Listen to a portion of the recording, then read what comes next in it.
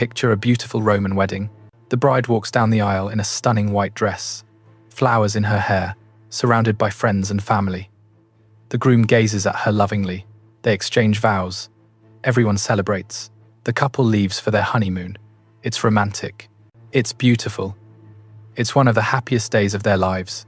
Now let me tell you what Roman wedding nights actually looked like. Dark, ominous music begins. The bride was typically 12 to 14 years old, a child by modern standards. She had met her husband maybe once before the wedding, if at all. She had no choice in the marriage. Her father sold her like property to a man often 2 or 3 times her age. And the wedding night, the moment when she would be taken to the marriage bed, wasn't private, wasn't consensual, and wasn't gentle. Show dramatic image of terrified young bride. Roman wedding nights involved witnesses. They involved a specific legal ritual designed to ensure the bride could never escape the marriage. They involved levels of violence that were not only accepted but expected, even celebrated. And here's what will shock you most. We have detailed historical accounts of all of this. Roman poets wrote about it. Legal texts describe it. Archaeological evidence confirms it.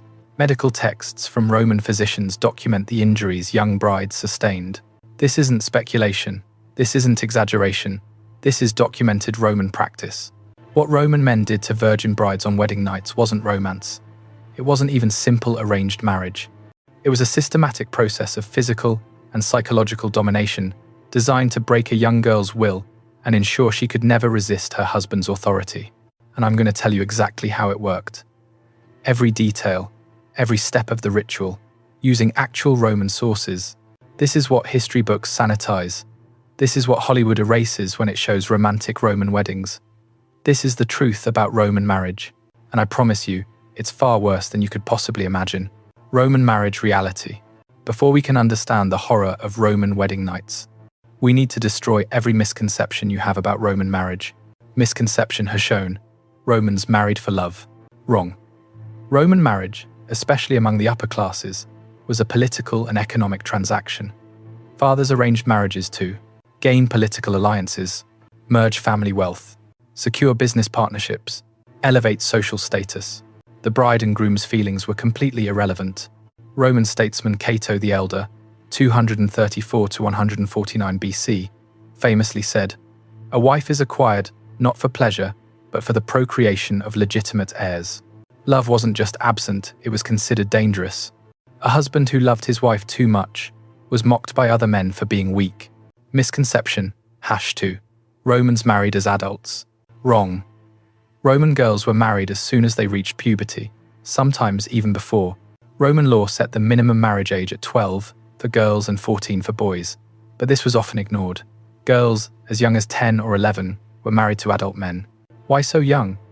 Roman medical and philosophical texts explained. The younger the bride, the more easily she could be shaped by her husband. An older, more mature woman might resist her husband's authority. A child would be obedient. Roman physician Soranus, 1 Saint 2 ND, century AD, wrote in his medical text, "The best time for marriage is when the girl has just experienced her first menstruation. At this age, her body can be molded to her husband's desires, and her mind has not yet formed independent thoughts that might cause marital discord." Let me translate that. They wanted to marry children because children couldn't fight back. The age gap. Roman men, meanwhile, typically married in their late 20s or early 30s after completing military service and establishing their careers. This meant the average age gap was 15 to 20 years. A 30-year-old man marrying a 2-year-old girl was completely normal and socially accepted. The famous Roman orator Cicero was 29 when he married his wife Terentia, who was 13. This wasn't scandal, it was typical. Misconception #3. Brides had any choice. Wrong. Roman law was explicit. A daughter was under the absolute authority, patria potestas, of her father until marriage. She could not refuse a marriage her father arranged. Roman law stated, a daughter cannot marry without her father's consent, but she also cannot refuse to marry when her father commands it. If a girl resisted, her father could legally beat her into submission, imprison her in the house, withhold food, disown her, leaving her destitute. Legal texts from the era document multiple cases of fathers taking disobedient daughters to court to force marriage compliance. The sale process. Roman marriage wasn't just arranged, it was literally a sale. The groom paid the bride's father a dos dowry payment. In exchange, he received legal ownership of the woman, all her future children, any property she might inherit, her labor and obedience for life. The bride herself received nothing. She wasn't a participant in the transaction, she was the merchandise, the wedding ceremony. So the bride, remember, she's 12 to 14 years old, has been told she's marrying a man she's never met or barely knows. She has no choice. The wedding day arrives. Let me walk you through what happened, step by step, using accounts from Roman historians, poets, and legal texts. Morning. The preparation. The bride was dressed by female relatives in specific ritual clothing. White tunic, tunica recta, tied with a special knot called the nodus herculaneus, the knot of Hercules. Orange veil, flammium, covering her face. Flower crown, special hairstyle, with 6 braids. White shoes. Every element had symbolic meaning. The knot, for instance, was tied in a way that was difficult to untie, symbolizing that the marriage would be difficult to escape. Roman poet Catullus describes a bride being dressed for her wedding and writes, "She weeps beneath her flame-colored veil, knowing what awaits her when night falls." The bride was weeping. On her wedding day, this was so common that it was mentioned casually in multiple Roman texts. Afternoon. The public ceremony. The wedding ceremony itself was relatively brief. In front of witnesses, the bride and groom would join hands, dextarum, iunctio, speak ritual words, sign marriage contracts, sacrifice to the gods.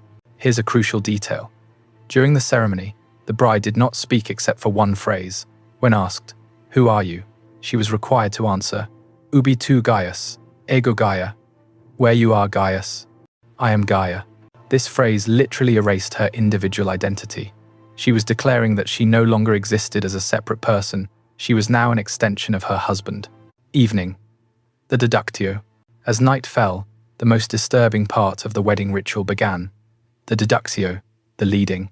The groom, accompanied by male friends and relatives, would take the bride from her father's house to his own home. This wasn't a romantic walk, it was a ritualized abduction. Roman historian Plutarch describes the deductio.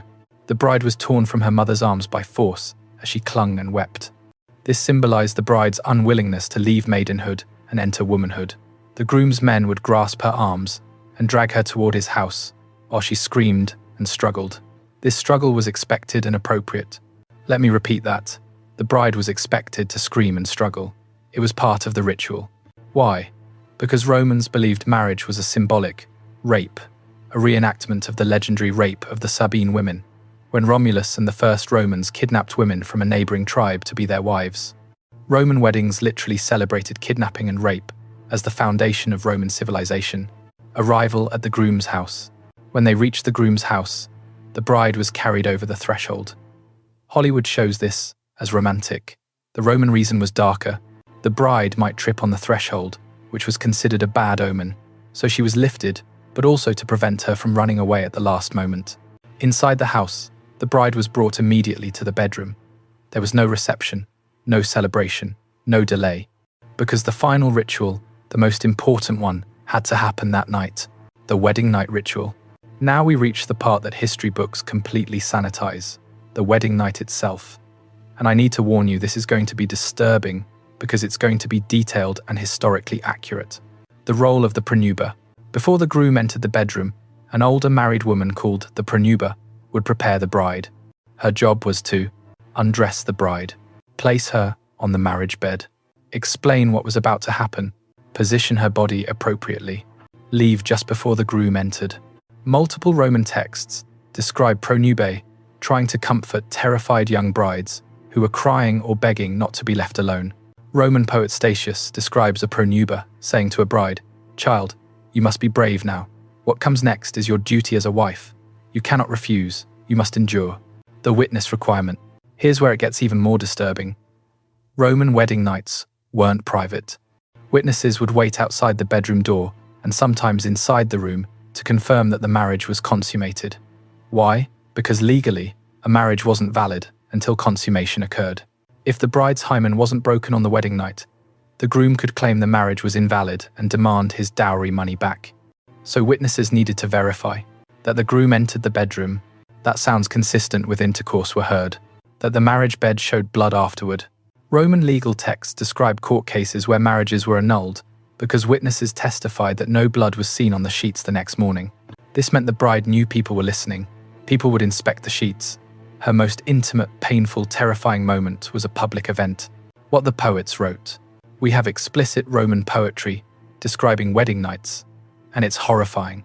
Roman poet Catullus wrote multiple wedding poems, epithalamia, that were performed at weddings. In poem 61, he writes directly to the groom on the wedding night. Now, groom, your bride awaits within, her face glowing like a white flower. Go now, do not delay. Enter and take what is yours by right. Be not too gentle, lest she think you weak. She will resist at first, this is natural. She will cry out, this is expected. Persist, and she will learn her place. In another wedding poem, Catullus 62, he writes from the bride's perspective, Hymen, O Hymenaeus, wedding god, why do you come for me? Like a flower torn from its stem, like a vine ripped from its tree, I am taken before I am ready. Mother, I am afraid. Must I truly go to him? Must I truly endure this night? These aren't modern interpretations. These are literal translations of Roman poetry that was performed at actual weddings. Romans weren't hiding what happened on wedding nights. They were celebrating it. The legal framework. Roman law explicitly stated that a wife could not refuse her husband's sexual demands, ever, under any circumstances. The concept of marital rape did not exist in Roman law, because a wife was her husband's property. You cannot steal your own property. Refusal was grounds for divorce and economic ruin. Legal scholar Ulpian, 170 to 228 AD, wrote, "A wife who denies her husband access to her body commits a crime against marriage itself. Such denial justifies the husband using necessary force to claim his conjugal rights." Necessary force. That's the actual legal term. If a bride resisted on her wedding night, the groom was legally entitled, even expected to force compliance. Medical evidence. Roman medical texts confirm what was happening to these young brides. Physician Soranus wrote in his text, Gynecology, about treating young brides who experienced severe tearing and bleeding beyond normal hymen breaking, internal injuries requiring medical intervention, psychological trauma, what he called madness of new wives, refusal to eat or speak for days after the wedding night. He provided specific medical instructions for treating these injuries and noted, such injuries are common in the days following marriage and should be anticipated. This wasn't rare. This was so common that physicians had standard treatments for it. The morning after the wedding night, the bride's mother would come to inspect her daughter and the marriage bed. If the bride had been injured, this was considered normal. If she was crying and traumatized, this was expected. She would be told this was her duty, this was womanhood, this was marriage. The bloodied sheets would be displayed to the wedding guests as proof of successful consummation, and the bride, now a wife, would begin her life in a house with a man she didn't know, having experienced trauma that modern psychologists would recognize as sexual assault, with no legal right to refuse him ever again. Specific historical cases. Now you might be thinking, surely some Roman men were gentle with their young brides. Surely not everyone was cruel. Let me share specific documented cases from Roman history that show this wasn't about individual cruelty, it was systematic. Case 1. Tullia and Dolabella, 50 BC. Tullia was the daughter of Marcus Tullius Cicero, Rome's greatest orator. She was married at age 13 to a man named Dolabella, who was 29. Cicero's private letters, which survive, describe his daughter's wedding night. He wrote to his friend Atticus, "Tullia is married. She wept throughout the ceremony. Last night, I heard her crying from her new husband's house, which adjoins mine. I wanted to go to her, but my wife restrained me, saying this was natural and I must not interfere. This morning, Tullia's maid came to tell us the marriage is consummated. Tullia has taken to her bed with a fever and will not eat." A few letters later, Cicero writes, Dolabella complains that Tullia refuses him and weeps constantly. "I have spoken to her about a wife's duties. She is young and will adjust." Tullia never adjusted. Historical records show she attempted to leave the marriage multiple times, but was forced back by her father. She died at age 32, having lived in misery. Case 2. Octavia and Nero, 53 AD. Octavia, stepdaughter of Emperor Claudius, was married at age 11 to Nero, who was 15. Roman historian Tacitus describes their wedding night. The young Octavia, barely of marriageable age, was led to Nero's chamber. Those who waited outside heard her crying for her mother and begging to be released. When Nero emerged the next morning, he complained to his advisors that his bride had resisted him and questioned whether the marriage should continue. His mother Agrippina assured him this was normal for a first night, and he should persist. The marriage continued. Nero later had Octavia executed. Case 3. The Common Girl, Medical Case Study. Not just emperors' daughters suffered. We have a medical case study from physician Galen, 129 to 216 AD, describing a common Roman wedding night. I was called to attend a bride on the morning after her wedding. She was 12 years old, having married a merchant of 34 years. I found her in a state of extreme distress, unable to walk, bleeding heavily, and speaking incoherently. Upon examination, I discovered internal tearing that required stitching. The girl's mother was present and seemed unsurprised by this condition, asking only if her daughter would be able to bear children in the future. The husband, when informed of his wife's condition, showed no remorse, saying only, "She will heal, and I paid good money for a virgin. I was entitled to confirm this." Galen noted this case not because it was unusual, but because he wanted to document proper treatment methods for such injuries, implying they were common enough to require standardized medical care. Case 4. The Suicide Letter. One of the most haunting pieces of evidence comes from Pompeii. When Mount Vesuvius erupted in 79 AD, it preserved everything, including a letter found in a young woman's belongings. The letter, written in a young girl's handwriting, was never sent. "Mother, they tell me tomorrow I must marry. I am afraid. Please come and tell me this is not true. Please tell me I do not have to go with him. I do not know him. I do not want to leave you. Please, mother, please." The letter was found next to the skeleton of a girl, approximately 13 years old, wearing a wedding ring. She died the day after her wedding. Why this continued? So the obvious question is, how did this continue for centuries? Why didn't anyone stop it? The answer reveals something dark about Roman society and human nature in general. Reason 1. It was normalized. When something happens to every generation, it stops being seen as abuse and starts being seen as tradition. Roman mothers had endured this. Their mothers before them had endured this. So when their 1-2-year-old daughters cried on their wedding nights, they would say, "I survived it. You will survive it." This is what women endure. Trauma becomes tradition when entire societies participate in it. Reason 2. Religious justification. Romans believed the gods required consummation on the wedding night for a marriage to be valid. The goddess Juno, protector of marriage, supposedly blessed couples who consummated their union on the first night. Religious belief can justify any horror if you believe the gods demand it. Reason 3. Legal and economic system. Women in Rome couldn't own property independently, without male guardian, bring criminal charges, testify in court in most cases, initiate divorce, keep their children if divorced, earn money independently.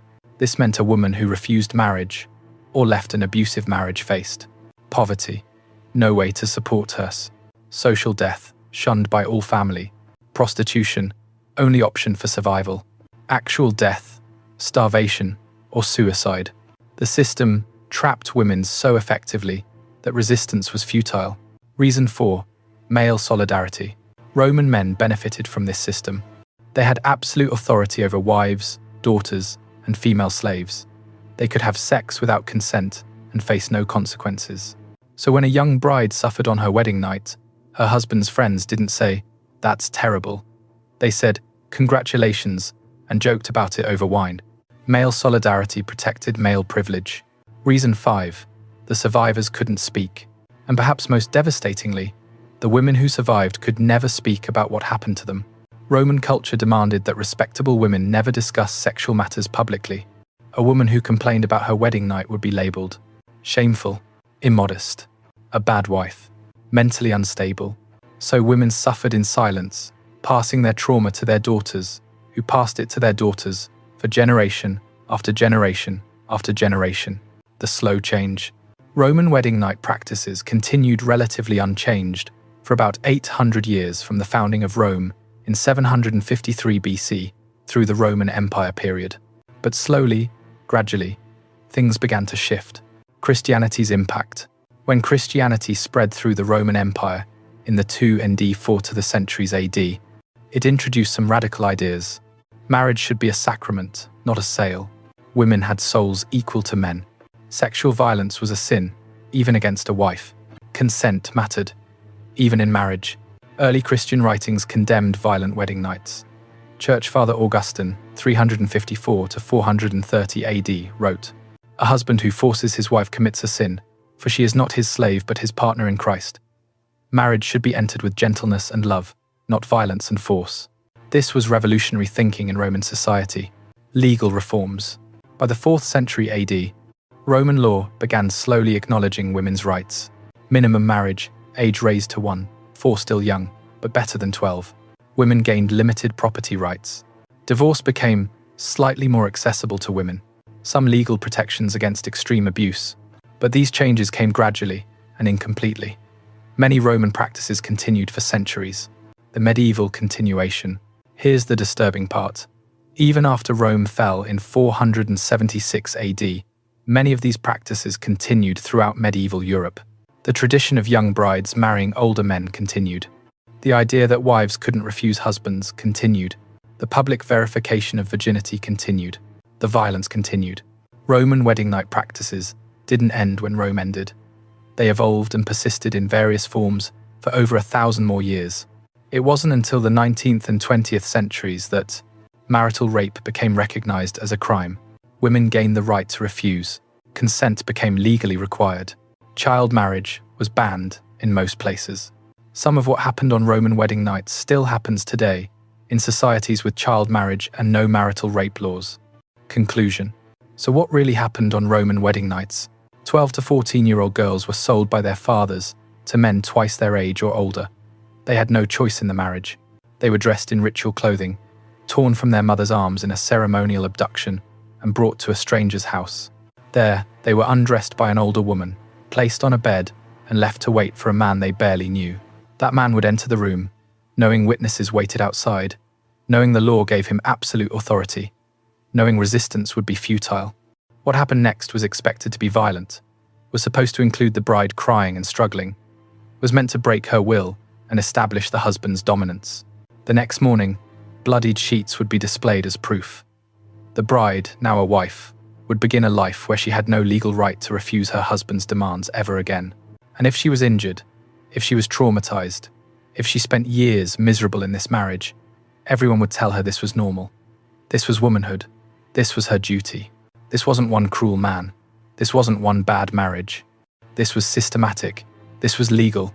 This was celebrated. This was Roman civilization. We romanticize ancient Rome.